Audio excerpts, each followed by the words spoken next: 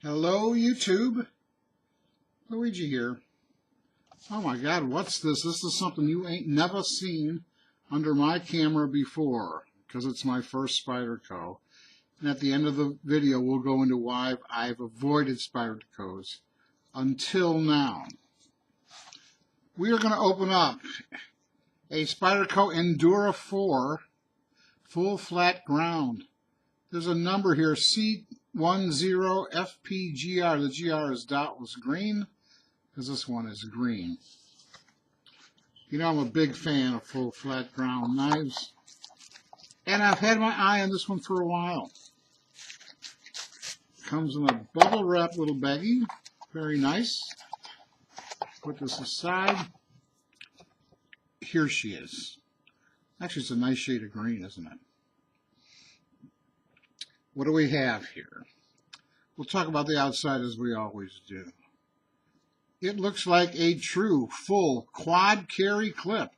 I see 3 holes tapped on every corner, up, down, left, right. Wow, there's something. It has a heavily textured Zytel type lightweight handle.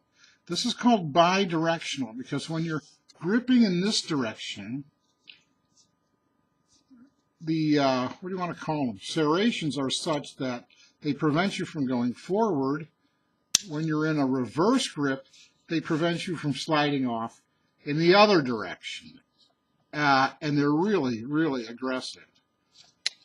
But look what they were smart enough to do. Underneath the contact tab of the pocket clip, it's on a smooth part. So this aggressive texture, which is working for your grip, does not work to rip the hell out of your pockets. It's not a pocket shredder. Now, I think that's absolutely brilliant. I don't know why more people don't do that. No knife owner should have to remove his pocket clip, get out his Dremel, and sand off the area underneath the contact tab when this is so simple to do. Let's go back to the presentation side. You see really nicely rounded, polished buttons on the presentation side, and you see the torque mechanisms on the other side. So we've got a clean face here. A slightly larger 13 millimeter Spidey hole. Now I'm going to try to open this. It's new, and it's likely going to be stiff. Well, there you go. It went out there. What do we have? Boy, this is made in Seki City, Japan. The steel is VG10. The blade length is 3 3/4 inches. And the closed length is 5. So this is a knife of, you know, the ratio of handle to blade to handle to knife, handle to blade favors the handle. And that's good in terms of tactical for reach. And it's also good in terms of full forefinger and all of that. It has a really nice, you can see how sharply it is machined, how finely it is machined. We have really effective jimping on a thumb ramp, not because it's so wicked sharp, but because the slope of the ramp also serves for you to put pressure against it and dig into it. So it's a combination of good jimping plus the angle of that ramp that locks your thumb in there really, really well. That's a solid grip. What do we say here? Seki City, Japan on this side. And Spyderco VG10 on this side. Get your little spider on there. And I'm getting it smudged up already. I wouldn't call it a mirror polish, but it's definitely a satin. Nonetheless, it likes fingerprints in either case. Let's talk about the lockup. The lockup on this is incredible up to down.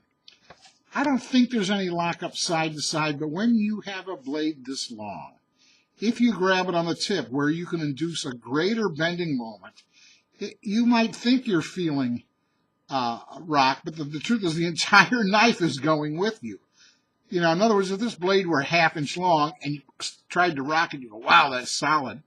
It might not feel as solid if you grab it at the tip, but I think it really is. I think the entire knife was moving there just because you have such a long lever arm on this fulcrum, if that made any sense to anybody at all. Let's look at the centering. It has a mid-lock, okay? The mid-lock seems nice and sturdy. I mean, these engage really well. Is it the cold seal triad lock? Well, not quite. But we all know these back locks and mid-locks are pretty darn strong locks. Let's look at that centering. Okay, it's less than perfect, but it's pretty darn good. I see it as off to the left a little bit.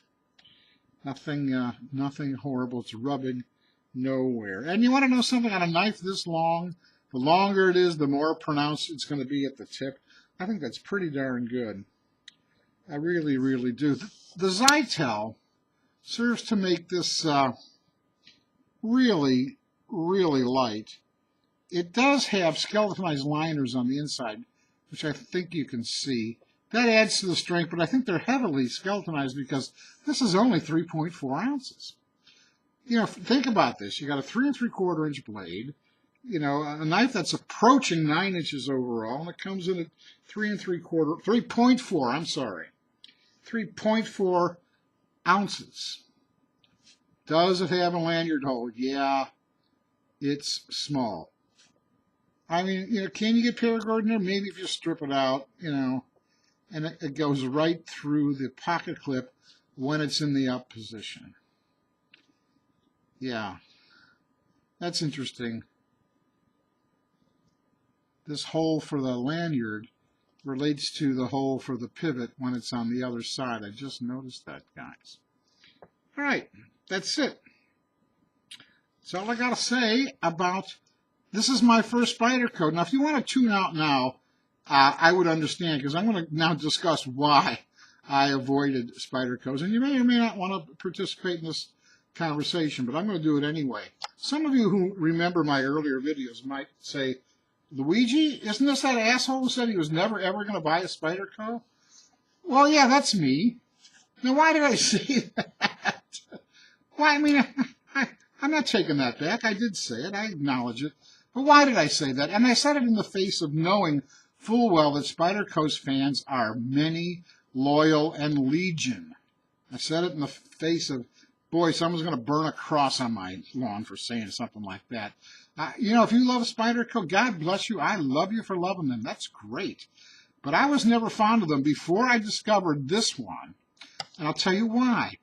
Because Spyderco was married to this hole, this motif that they were committed to, it made all their blades, in my opinion, bulge out and look pregnant. There was this unnecessary breadth and width to, look at it on the side, beyond the frame. It made all their blades look, pregnant is the only word I can think of. And I wasn't fond of that look. To me, it was a visual thing. It had nothing to do, look at this pregnant guy. This guy's having quadruplets. It had nothing to do with the workability or mechanics or precision or good fit and finish of the knife whatsoever. I was merely responding visually. And you can see what I mean now that I've said it. Look how fat that is.